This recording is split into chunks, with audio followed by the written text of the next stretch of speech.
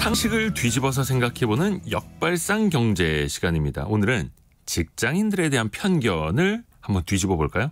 서울벤처대학원대학 전호겸 교수입니다. 안녕하세요. 예, 안녕하세요. 역발상 경제 전호겸입니다. 반갑습니다. 오늘은 좀 스트레스 이런 것도 좀 한번 짚어본다고 하는데요. 맞습니다. 일을 많이 하면은 스트레스를 많이 받을까? 보통 그렇게 생각하기 쉬운데요. 맞습니다. 이거 관련해서 굉장히 재미있는 조사가 최근에 있었는데요. 네. 그 여론조사기관 갤럽이 2023 세계 직장 현황 보고서를 냈는데요. 네. 여기에 따르면 2022년 전 세계 직장인의 44%가 네. 전날 직장에서 많은 스트레스를 겪었다고 답했다고 하더라고요. 근데 이 수치는 2018년에는 37%였거든요. 네. 근데 꾸준히 증가해서 2021년, 그러니까 코로나가 한참일 때 최고치인 44%를 찍었고요. 여전히 지금 44%인 거죠. 그러면은 이렇게 전 세계 스트레스가 44%면 전 세계에서 어느 나라가 가장 스트레스가 많을까 궁금하잖아요. 예. 어느 나라 같으세요? 우리나라요? 그죠. 저도 개인적으로 보면서 네. 우리나라가 굉장히 탑 클래스가 아닐까 생각했는데. 그렇죠. 업무 스트레스 많죠. 그렇죠. 근데 직장인 스트레스 가장 높은 나라는 튀르키예로 68%였고요. 터키, 튀르키예. 예, 맞습니다. 그리고 가장 높은 지역으로 따졌을 때 미국과 캐나다가 있는 북미 지역이 52%였습니다. 그리고 우즈베키스탄이 15%로 가장 낮았거든요. 그러면은 전 세계 평균이 44%인데 그럼 우리나라는 얼마 될까? 네. 한 몇 프로 될 것 같아요? 글쎄요. 그래도 50% 이상 거기에는 우리가 못 낀 건가요? 예, 우리가 평균보다 낮은 40%더라고요.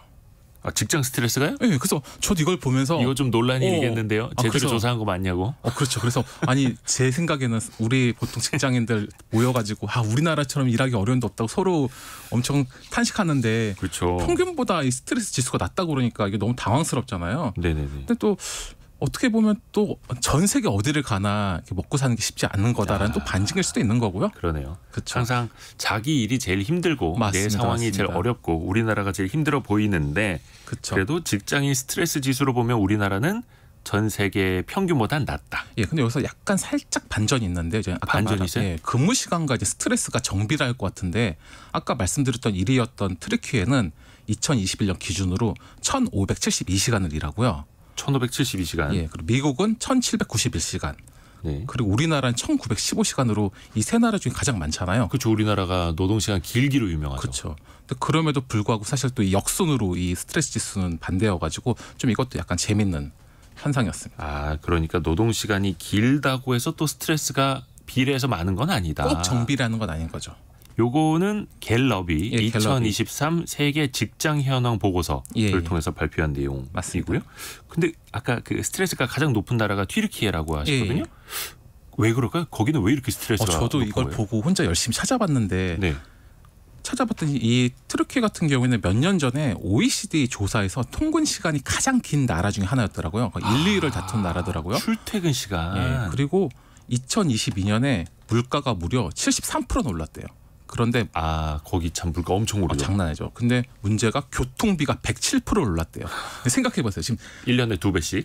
예, 지금 전 세계에서 통근거리가 길기로 유명한 나라인데 여기서 교통비가 세상에 107%가 올랐으면 얼마나 스트레스 받겠어요. 근데 여기면 다행인데 식료품비도 91%, 생활용품비도 82%는 올랐대요. 그럼 열심히 돈 벌어가지고 다니는데 교통비는 오르지, 먹고 사는 거 관련된 비용도 다 오르지. 그러니까 스트레스가 더 유독 심한 게 아닐까 이렇게 한번 조심스럽게 추정을 해보고 있습니다.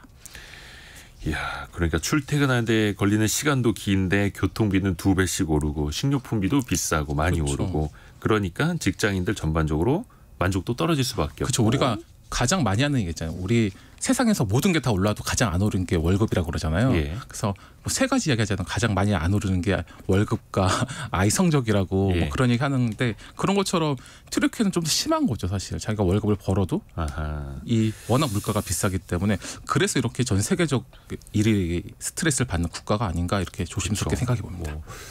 지난해 올해 물가 상승률 수십 퍼센트 그렇죠. 되는 나라들 굉장히 많습니다. 그래서 사실 많은 분들이 막 헬조선 그러는데 우리나라 정말 살기 좋은 나라. 그렇죠. 살기 좋은 나라. 누구랑 어떻게 비교하느냐에 따라서 비교의 문제인 것 같아요. 관점이 달라질 수 있습니다. 그러면 우리나라는 세계 평균보다는 그래도 업무 스트레스는 좀 낮다. 근데 업무 몰입도는 괜찮을까요? 일에 집중은 잘 하고 있을까요? 우리 이제 한번 보면 직장 생활과 업무 관련돼서 열심히 일하고 있는 걸 몰입도를 이제 보통 판단하는데요. 예. 이 몰입도가 단순하게 업무를 많이 한다는 것도 있지만 직원들과 유대감을 갖는 거 뭐 이런 까지 토탈해서 보고 있거든요. 아하. 그래서 이 유대감이 직장인들의 생산성과 굉장히 큰 연관이 있는데요. 오. 이것도 갤럽에서 조사해봤더니 전 세계에서 몰입하고 있다는 직장인이 얼마 정도 되는지 아세요? 저도 깜짝 놀랐는데. 내가 몰입해서 일을 하고 네. 있다. 딴짓 안 하고. 그렇죠. 예. 담배 피러 안 나가고 잡담 안 하고. 담배가 필 수 있는데 뭐 근데 일단 근무 시간에 몰입한다. 예. 왠지 많지는 않을 것 같은데요. 저는 최소한 적어도 그래 절반은 나올 줄 알았거든요. 오. 근데 전 세계 직장인의 23%. 그러니까 전 세계 직장인 10명 중에 2명 정도만 몰입하고 있다는 거죠. 그래서 저는 이걸 보고 너무 깜짝 놀랐어요. 그러면 우리나라는 몇 프로냐? 네. 또 우리나라도 깜짝 놀랐죠. 저는 12%로 다. 12%요. 그러니까 우리나라 주변 인근 국가인 동아시아는 17%거든요. 예. 그러니까 우리나라 인근 국가에 비해서 한참 낮았고요. 그리고 미국과 캐나다가 있는 북미 같은 경우에는 30%로 몰입도가 굉장히 높았거든요. 근데 유럽은 또 우리나라랑 비슷하게 13%더라고 우리가 12%였거든요. 예. 그래서 우리나라가 굉장히 낮은 축에 낀 거죠. 이게 또 어떻게 보면 생산성, 맞습니다. 효율성하고 이어질 수도 있고 우리나라가 노동 시간은 거의 세계 최장. 그렇죠. 남미 어디였죠? 멕시코가 이어서 거의 세계 2위로 알고 그렇죠. 있는데. 그런데 몰입도는 12%. 예, 맞습니다. 그러니까 이 갤럽에서는 이런 지적을 했더라고요. 저조한 몰입도는 전 세계 국내 총생산, 그러니까 이 9%에 달하는 돈을 소비하는 것과 똑같다. 그래서 그게 약 금액으로 따지면 8조 8천 달러. 그러니까 우리 돈으로 약 1경 234조 원의 비용을 우리가 지금 날리고 있다 이렇게 말했거든요. 그러니까 사실 직장인 몰입도를 직장인 개인의 문제로 볼 게 아니라 이제 기업뿐만 아니라 약간 범국가적으로 좀 관심을 가져야 될 때인 거죠. 그러네요. 그러니까 몰입해서 일을 압축적으로만 잘 해도 그렇죠. 엄청난 비용을 아낄 수 있는 건데요. 맞습니다. 근데 직장인들이 사실 이게 몰입도와 직장 만족도가 이어지는가 이것도 되게 궁금해요. 그래서 이게 그렇죠. 이직하고도 연결될 수 있잖아요. 맞죠. 저 혹시 직장 다니셨으니까 직장에 어렸을 때 꿈이 뭐셨어요? 어렸을 때 꿈이요? 네. 저는 이렇게 그냥 방송하는 거.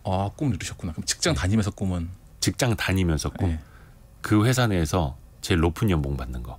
그래요? 예. 보통 사람들은 열심히 살아왔습니다. 예. 훌륭하십니다. 아니 어렸을 때 꿈 없던 사람들 직장 들어가면 다 비슷한 꿈을 꾸는데 퇴사라는 꿈이잖아요. 퇴사가 안 되니까 이직을 꿈꾸는 거거든요. 그러니까 보통 직장인 대부분이 퇴사라는 꿈을 가지고 이직이라는 이 사표를 가슴에 품고 다니는데요. 경제적 자유를 달성하거나 그렇죠. 더 좋은 직장으로 가거나 로또가 되거나 네. 그런 경우는 흔하지 않으니까요. 네. 근데 이거 관련돼 가지고 또 조사가 있는데요. 갤럽 조사에 보면은 일을 하고는 있으나 이제 심리적으로 몰입하지 않는 상태. 굉장히 유명한 단어죠. 조용한 사직. 조용한 사직. 예. 그 코로나 때 대사태 시대 이후에 이제 조용한 사직이 또 유행했잖아요. 이거를 봤더니 이런 조용한 사직하는 비몰입 직장인이 전 세계 직장인의 59%. 그러니까 10명 중에 6명은 비몰입 상태라는 거예요. 그럼 당연히 일만 몰입하지 않는 게 아니라 직장 내 동료들과도 약간 심리적 거리감이 있는 거죠. 그러다 보면 자연스럽게 이직을 꿈꿀 수밖에 없잖아요. 그래서 이거 관련해서 우리나라 상황을 알 수 있는 자료도 있거든요. 네. 그러니까 블라인드가 지난해 한국인 직장인 5만 7천 명을 대상으로 실시한 설문조사에 의하면 응답자의 51%가 예. 지난해 이직을 시도했대요. 그래서 저는 그것도 깜짝 놀랐어요. 이거 사장님들 들으시면 깜짝 놀라요. 저도 너무 놀래가지고. 2명 중에 1명은 그렇죠. 이직을 생각하거나 시도했다. 그렇죠. 그래서 저는 이렇게 많이 하나 했는데 보니까 전 세계 직장인들의 59%가 비몰입 상태고 조용한 사직 상태라 그러면 이 정도 수치가 과장된 건 아니라고 생각되더라고요. 이제 뭐 평생 직장도 없고 맞습니다. 기회 봐서 떠난다. 그렇죠. 그러면 이런 생각 들잖아요. 그러면 우리나라 직장인 중에 51%가 이직을 시도했다. 그럼 옮겨가지고 연봉이 올랐을까 이런 좀 궁금증도 있잖아요. 예. 그래서 이직해서 잘 됐느냐? 그렇죠. 이것도 또 자료가 있더라고요.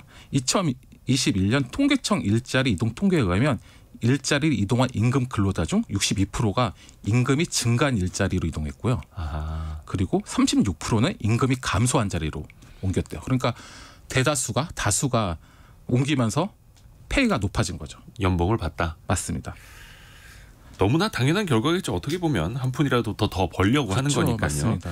근데 이 소식을 사장님들이 싫어합니다. 그렇죠. 저를 비롯해서. 맞습니다. 힘들어요. 사람 구하기. 그렇죠. 근데 또 그런 추세도 있어요. 예전에는 그래도 우리나라가 한 1, 20년 전까지만 하더라도 추가 근로 좋아하고 특근 좋아하고 주말 나와서 더 일하고 그래서 나는 더 받겠다. 그렇죠. 정말로 일을 많이 하지 않았습니까? 근데 이제 젊은 세대들은 나 덜 받아도 좋으니까 그냥 조금만 일할래요? 적당히 이만큼만 할래요? 라는 사람들 좀 늘고 있더라고요. 그렇죠. 이거 관련된 조사도 있는데요. 그 원티드랩 조사에 의하면 연봉 감소를 감안하더라도 네. 4일제를 선호하냐는 질문에 그렇다는 응답이 51%였습니다. 주 4일제. 주 4일 때 연봉이 깎이더라도. 오. 그래서 그럼 연봉이 도대체 얼마나 깎여야 되냐. 예. 이게 또 논란의 여지인데 이거 관련돼서 직장인들의 생각을 들어봤더니요. 연봉을 5% 미만 삭감하는 게 70%로 가장 많았고요. 그리고 그 다음이 5에서 10%가 20%였으니까 직장인들이 연봉 삭감 최대 폭은 주 4일 근무하고 10% 미만인 거죠. 그러니까 5에서 10% 연봉 깎여도 주 5일제가 아니라 주 4일제 되는 건 난 찬성 이런 그렇죠. 거네요. 절반 이상이 그렇게 생각하고 절반 이상이. 예. 와, 예전에 우리나라 그 주 6일제에서 그렇죠. 주 5일제 되면 나라 망한다고 막 그랬었거든요. 그렇죠. 90년대 후반에. 맞습니다. 근데 이제 사람들 생각이 조금씩은 바뀌어가고 있습니다. 맞습니다. 자, 이 또한 이 소식을 사장님들이 싫어합니다. 그렇죠. 근데 또 반대로 예. 부업을 하면서 예. 이른바 N잡러라고 하지 않습니까? 예, 예. 2잡, 3잡 하시는 분들 이런 분들도 좀 많이 있지 않습니까? 맞습니다. N잡러가 많긴 한데요. 우선 보통 청년 세대가 N잡러가 많을 거라 생각하잖아요. 예. 근데 근로복지공단 자료에 의하면 2024년 6월 기준으로 임금 노동자 복수 가입자는 60대 이상이 약 12만 8천 명으로 전체 25%였고요. 네. 그다음에 50대로 약 11만 7천 명, 그러니까 23% 정도. 그리고 20대는 약 3만 5천 명으로 약 7%밖에 안 되더라고요. 그러니까 제 생각에 N잡러가 생각하기에는 MZ 세대가 많을 거 생각하고 있지만 그 사실 가정 경제를 책임지고 있는 아버지 어머니들이 부업을 많이 하고 있다는 방증일 수도 있는 거죠. 이야, 그러네요. 이광배님이 40대 초중반인데 본업, 부업해서 한 달에 3,000시간 정도 일해요. 와, 3,000 상상이 안 되네. 그래도 돈 많이 벌어서 기분 좋아요라고 이광배님. 와, 대단하십니다. 진짜 훌륭하십니다. 또 그 와중에 성공 예감도 들으시고. 그러시네요. 야, 오늘 전호겸 교수님이 정말 많은 데이터들을 다 찾아오셨네요. 예, 감사합니다. 야, 오늘 역발상 경제, 특히 직장인들에 대해서 편견을 깨는 이야기 많이 들어봤습니다. 서울벤처대학원 대학 전호겸 교수였습니다. 고맙습니다. 예, 감사합니다. 라디오 정보센터 다녀오겠습니다.